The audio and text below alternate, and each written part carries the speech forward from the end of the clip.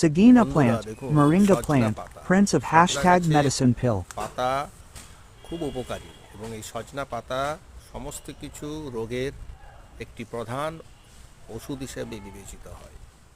তাই দেখুন সজনা গাছটা ভালো করে দেখুন। সজনা গাছটা দেখতে পাচ্ছেন নিশ্চয়ই। এই সজনা পাতা খুব উপকারী।